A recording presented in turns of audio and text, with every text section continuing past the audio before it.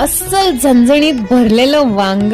चला करूयात. मग सुकं खोबरं घेतलेलं आहे भाजून, नंतर 2 चमचे बेसन पीठ भाजून घेतलेलं आहे, कांदा भाजून घेतलेला आहे, तीळ, खसखस, लसूण, थोडे चवीनुसार शेंगदाणे पण भाजून घेतलेले आहेत.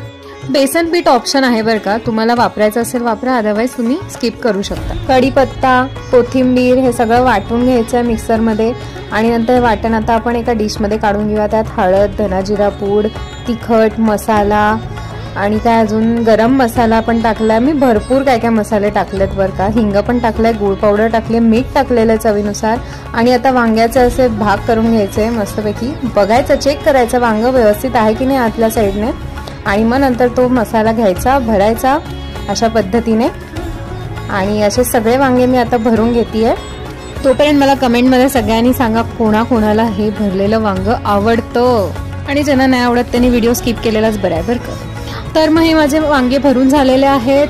ते आता थोडंसं तेल घेतलंय कढईमध्ये, जिरे, मोहरी, हिंग, थोडंसं चवीनुसार हळद आणि लाल तिखट टाकलंय, काश्मीरी लाल तिखट, थोडासा कलर येण्यासाठी. आणि सगळीकडे पसरून घेतलं हे तेल.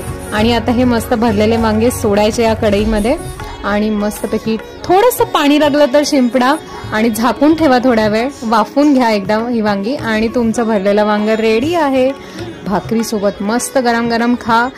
चला एका साईडला मस्त भाकरी करून घेऊयात आता ही मस्त टम्म फुगेल आणि या भाकरी सोबत आपण मस्तपैकी भरलेलं वांग, पिठलं, वरण आणि कढीपत्त्याची चटणी. रेसिपी आवडली असेल तर करून पहाच आणि मला कमेंट्समध्ये कळवा.